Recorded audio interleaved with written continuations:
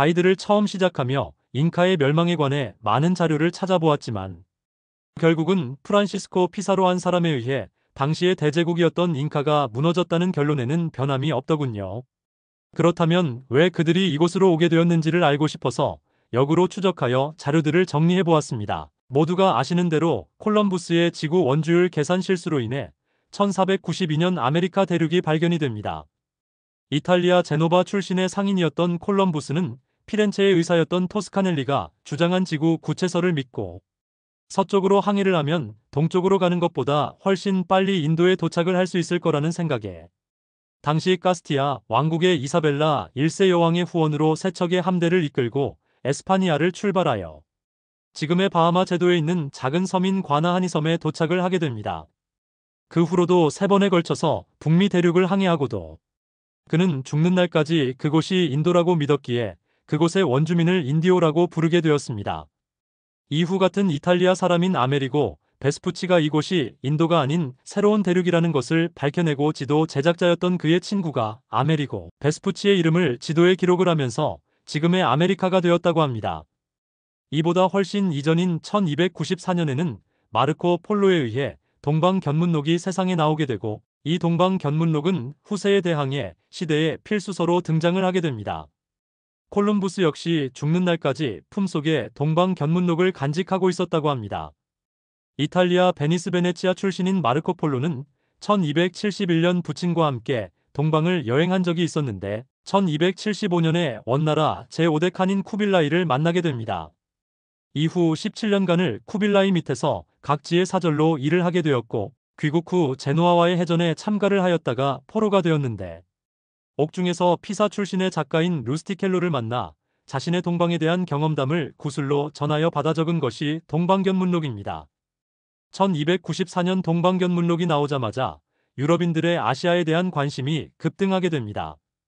6세기 말인 570년 마호메트가 탄생을 하게 되고 이슬람을 창시한 것이 610년의 일입니다.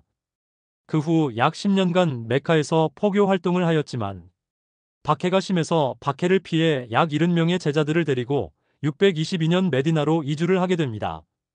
지금도 이슬람권에서는 메디나로 이주를 하던 622년을 헤지라라고 하여 이슬람의 원년으로 삼고 있습니다.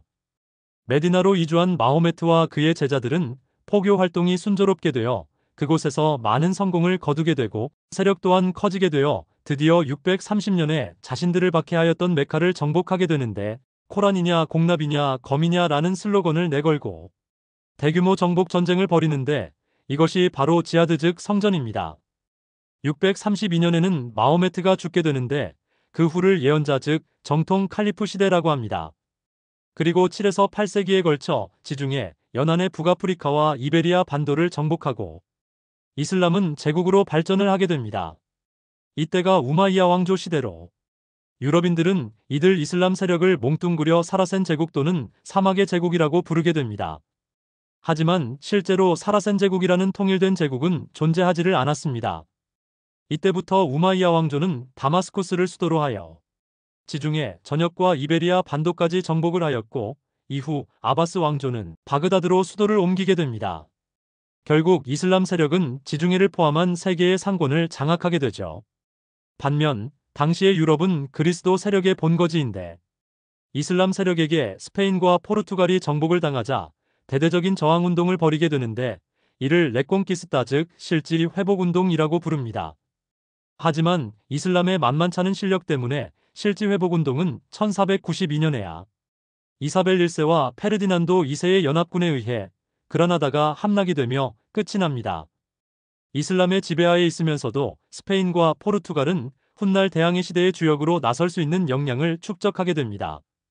다시 말하면 이슬람 상인들이 세계 여러 곳에서 들여온 각종 문물을 받아들이게 되는데 화약, 나침반, 천문학, 종이 제작법과 현대 수학의 기초가 되는 삼각함수와 3차 방정식이 들어온 것이 이때였으며 오늘날 전 세계인이 사용하는 아라비아 숫자는 인도에서 기원하여 9세기경 아랍 학자들이 이를 받아들이고 유럽에 전파를 하였습니다.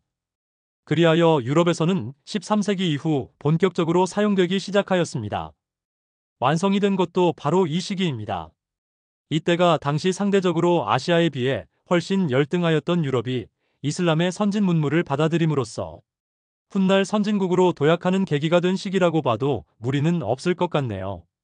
당시 서아시아, 북아프리카, 지중해의 이베리아 반도에 드넓은 제국을 건설한 이슬람 세력들은 용병을 고용하였는데 노예로 매매되었던 중앙아시아의 투르크인이 오랜 번영과 안락으로 전투력을 상실한 아랍인을 대신하여 각종 대소 전투에 투입되면서 전투력을 상승시키며 그들만의 세력을 키우고 있었습니다. 우리가 역사 속에서 말하는 돌고리라고 부르는 투르크인들이 결국 이슬람 세계를 석권하고 세계의 주역으로 등장을 하게 됩니다. 투르크인이 세운 셀주크 투르크 왕조가 1055년 바그다드를 점령하자 당시 아바스 왕조의 칼리프는 셀주크 왕에게 슐탄이라는 칭호를 내리고 실질적인 이슬람 세계의 지배자로 인정을 하게 됩니다. 이후 셀주크 투르크는 중앙아시아, 서아시아를 통일하고 당시 비잔틴 제국 지배하에 유라시아 반도로 원정을 떠나게 되는데 이것이 또한 180년간 7차에 걸쳐 진행된 십자군 전쟁의 계기가 됩니다. 도시 국가였던 로마는 기원전 1100년경에 인도 유럽어계의 라틴인이 세웠는데 한니발 장군의 까르타고와 세 차례에 걸친 포에니 전쟁에서 승리를 하면서 제국으로서의 기틀을 다지게 됩니다. 기원전 146년까지 까르타고를 완전 섬멸한 로마는 그 여세를 몰아 그리스의 마케도니아까지 속국으로 삼게 됩니다. 이러한 로마는 왕정, 귀족 공화정을 거치면서 정치의식이 성숙해지고 귀족과 평민이 평등하다는 민주공화정을 세우게 되는데 이 평등한 권리에서 소외된 계층인 노예들의 반란이 속출하게 됩니다. 그러한 노예 반란의 대표적인 것이 스파르타쿠스의 반란이었죠. 이러한 노예들의 반란을 진압하는 과정에서 자연적으로 군인들의 세력이 커지게 되죠. 대표적인 군인이 우리가 시저라고 부르는 율리우스 카이사르입니다. 기원전 60년 카이사르가 주도하는 1차 삼두 정치가 성립이 되고 카이사르의 주도하에 프랑스, 영국까지의 원정에 성공을 하자 그의 인기를 두려워하게 된 원로원과 폼페이우스는 카이사르를 제거할 음모를 꾸미게 되는데 사전에 이를 눈치챈 카이사르는 군사를 이끌고 주사위는 던져졌다라는 유명한 말을 남기고 루비콘강을 건너 로마에 입성하여 반대파들을 제거하게 됩니다. 결국 폼페이우스는 이집트로 도망을 가게 되고 카이사르를 두려워한 이집트의 파라오는 카이사르에게 잘 보이기 위해 폼페이우스를 죽이게 되죠. 어쨌든 반대파를 제거한 카이사르는 종신 독재관, 임페르토르라고 하는 최고 군사령관으로서 민주공화정 내에서 독재적인 권력을 가지게 되지만 공화정을 옹호하던 브루투스파에게 기원전 44년 암살을 당하게 되고 로마는 2차 삼두 정치가 실현이 됩니다. 2차 삼두 정치의 한 축이었던 카이사르의 양자 옥타비아누스가 기원전 27년 삼두 정치를 폐지하고 원로원에게 권력을 돌려주면서 아우구스투스라는 칭호와 함께 황제에 오르게 되고 제정 로마 시대가 열리게 됩니다. 이후 황제의 지위가 세습이 되고 서기 180년까지 오현제 시대가 계속되는데 이때가 제정 로마 시대의 전성기로 사람들은 이를 팍스 로마나라고 부릅니다. 물론 서기 50년 내로 황제가 즉위하여 서기 64년 로마를 불태우고 축출이 되는 사건들이 있기는 하였지만 서기 69년 베스피아누스가 즉위를 하면서 본격적인 오현제 시대가 열렸다고 보시면 될 것 같습니다. 오현제 중 마지막 황제였던 마르쿠스 아우렐리우스가 전쟁 중에 원정지에서 전사를 하자 다시금 로마는 군인 황제 시대로 접어들면서 제국은 혼란에 빠져들게 되는데 이 혼란을 수습한 사람이 284년 황제가 된 디오클레티아누스입니다. 디오클레티아누스는 중앙 집권적인 관료제를 정비하여 독재 지배를 강화하고 그리스도교를 대대적으로 학대를 하게 되는데 이 때문에 그리스도교인들은 560km에 달하는 카타콤을 만들어 어두운 지하에서 그들의 종교를 이어가게 됩니다. 당시 디오클레티아누스는 혼란한 제국을 동서로 나누고 각 지역을 4명의 정부제가 통치를 하게 하였는데 그중 한 명이 콘스탄티누스였습니다. 결국 콘스탄티누스는 막센티우스 황제를 무너뜨리고 다시 로마를 통일하게 됩니다. 그리하여 313년 콘스탄티누스와 리키니우스가 공동으로 밀라노 칙령을 발표하고 정식으로 그리스도교를 공인하게 되는데 이는 그리스도교를 제국 통치에 이용하여 정치적 안정을 구축하려는 의도였다고 볼 수가 있습니다. 그리고 330년 제국의 수도를 그리스인의 식민도시였던 비잔티움을 지금의 이스탄불인 콘스탄티노플로 개칭을 하고 천도를 하게 됩니다. 그 후 로마의 발렌스 황제는 378년 하드리아노폴리스 전투에서 서고트족에게 패하고 게르만인에게 정주권과 자치권을 인정하게 되면서 게르만족이 로마 영내로 이동을 하기 시작하는데, 게르만족의 대이동 후인 4세기 말이 되면서 거대하게 팽창한 제국의 통치가 사실상 불가능해지게 됩니다. 결국 395년 당시의 황제였던 테오도시우스는 제국을 서로 분리하도록 유언을 하게 되며, 이로써 제정로마 시대는 막을 내리고 그리스적인 성격을 가진 동로마 제국과 라틴적인 성격을 가진 서로마 제국으로 분열을 하게 됩니다.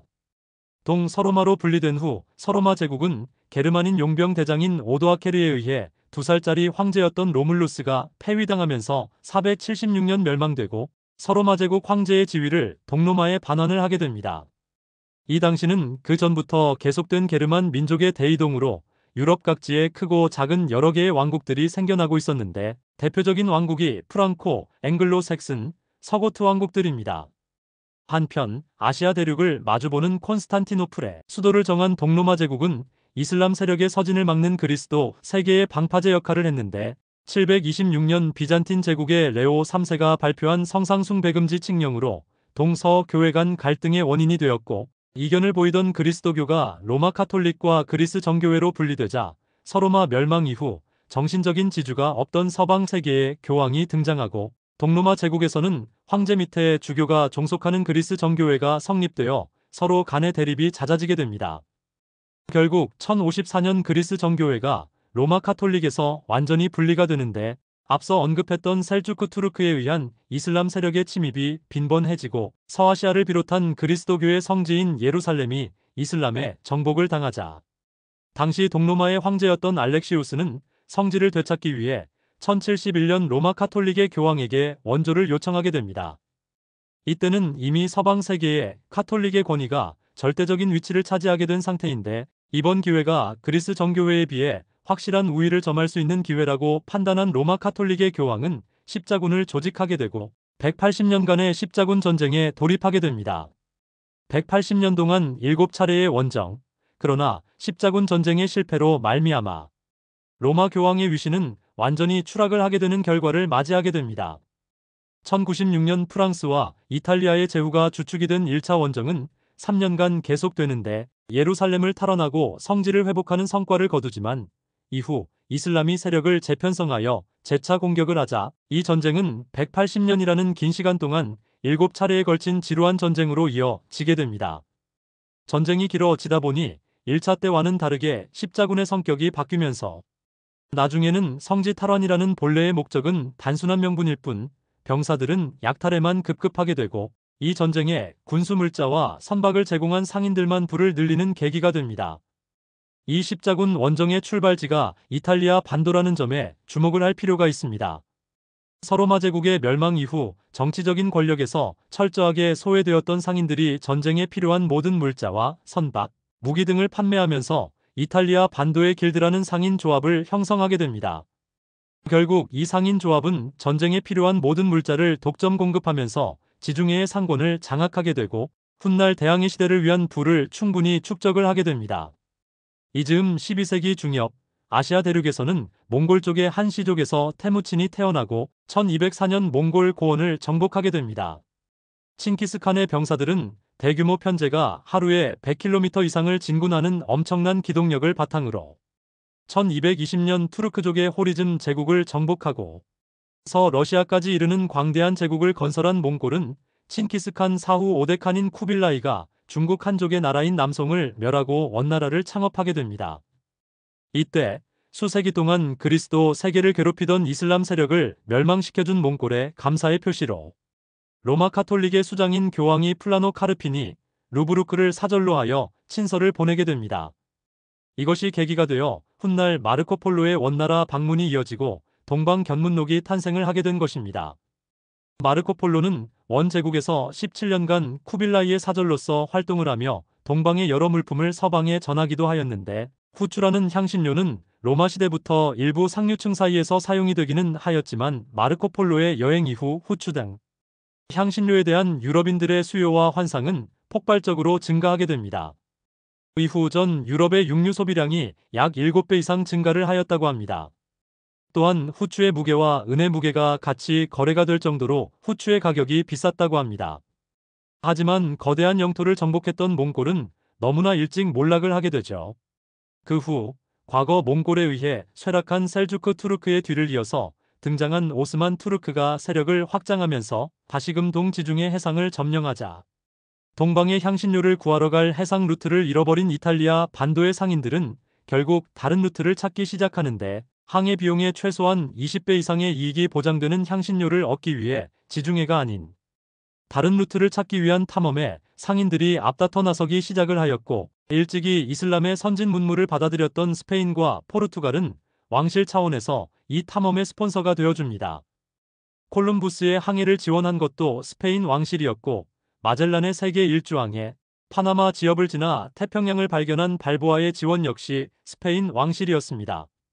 반면 포르투갈은 1415년 엘리케 왕자의 탐험을 시작으로 그의 사후 1488년 바스톨로뮤 디아스가 아프리카의 희망봉을 발견하였고, 1498년 바스코 다가마가 희망봉을 돌아 마침내 인도에 도착을 하게 되고, 후추 등의 향신료를 가득 싣고 돌아오기까지 무려 2년이나 걸렸습니다.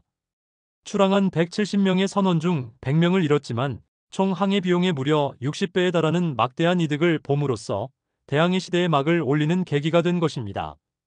이 즈음 대항해 시대에 편승한 여러 탐험가들은 새로운 약탈 대상을 찾아 신대륙 원정에 눈을 돌리게 되는데, 1519년 스페인의 코르테즈는 약 600명의 스페인 병사, 16필의 말, 그리고 10여 문의 대포를 실은 11척의 배와 함께 유카탄 반도와 베라크루즈로 상륙을 하였는데, 지금의 유카탄 반도에 도착한 코르테즈는 연안을 따라 계속 진군을 하면서 현지 부족인 틀락스칼란과 동맹을 하여 아즈텍의 수도인 테노치티틀란을 함락할 당시는 동맹군이 수만 명이 되었다고 합니다. 1521년 약 3만 명의 아즈텍인을 학살하면서 아즈텍 제국을 멸망시키고 스페인령 자치구를 선포합니다. 결국 코르테즈의 성공은 스페인에서 힘 좀 쓴다는 건달들에게는 로또와 같은 희망을 불어넣기에는 안성맞춤이었습니다. 이러한 코르테즈는 훗날 잉카 제국을 멸망시킨 프란시스코 피사로에게도 어김없이 우상이 되었고, 피사로는 제2의 코르테즈가 되는 꿈을 꾸며 발보아가 건설한 스페인의 자치구인 파나마에 머물면서 정보를 수집하기 위한 원정을 나서는데, 하루는 지금의 콜롬비아 지역에서 원주민 한 명을 사로잡게 되었고, 그 원주민으로부터 비루에 가면 금이 많다는 정보를 듣고 대대적인 원정 준비를 계획하게 됩니다. 이후 알마그로와 루케 신부를 알게 되고 협력자로 받아들이게 됩니다. 특히 루케 신부의 도움으로 항해 비용을 충당하게 되고, 신부의 도움으로 스페인 왕실의 정복 허가서를 제출하고 허락을 받아 원정을 떠나게 됩니다. 지금의 페루 북부 해안 도시인 뚠베스에 도착을 하게 된 피사로는 출발 직전 코르테즈가 그에게 해준 조언을 착실히 이행을 하게 되고, 약 168명의 병사와 27마리의 말만을 가지고 잉카 제국을 멸망시키게 되었던 것입니다. 당시 잉카는 형제간의 권력 다툼으로 인한 내전 직후였고, 천연두의 확산으로 무척 혼란한 상태였는데, 피사로는 황제 아타우알파를 사로잡고 처형을 함으로써 쿠스코를 점령하고 1533년 제국을 붕괴시킵니다. 이는 단순한 무력 충돌을 넘어 서로 다른 가치관과 세계관을 가진 문명 간의 충돌이었습니다. 잉카의 멸망은 단순한 침략이 아니라 세계사의 복잡한 흐름 속에 포함된 하나의 사건으로 봐야겠죠. 십자군 전쟁으로 부를 축적한 이탈리아 상인, 몽골 제국의 등장과 동방 견문록의 탄생, 후추와 향신료에 대한 유럽의 갈망, 이슬람 문명의 전파와 지식의 축적, 르네상스와 인문주의의 부활 등 어느 하나라도 빠졌다면 지금의 결과가 달라졌을 수가 있었을까요? 결국 피사로가 잉카 제국에 도달할 수 있었던 것은 수세기에 걸친 역사적 연쇄와 축적의 결과였다고 볼 수가 있습니다. 가이드를 하며 잉카와 페루 원주민들에 관해 깊게 들어가면 갈수록 점점 이들의 시각으로 세계사를 바라보게 되었고, 그들의 역사를 중심에 놓고 해석하고 싶은 마음이 커졌습니다. 역사에는 가정이 없다고 하지만 어쩌면 잉카가 오늘날까지도 존속을 하고 있는 평행세계가 존재할지도 모른다는 생각도 들기는 합니다. 여행을 하고 역사를 살펴보면서 나는 세계사라는 거대한 강의 흐름 속에서 작은 지류처럼 흘러간 잉카의 역사를 다시금 되돌아보게 됩니다. 이 글은 나름의 방식대로 유럽사 속에서 잉카 멸망의 의미를 재구성해본 결과물입니다. 축소에 축소를 하여 맥이 끊기지 않으려 했지만 가볍게 봐주시면 고맙겠습니다. 좋아요와 구독은 필수 아닐까요?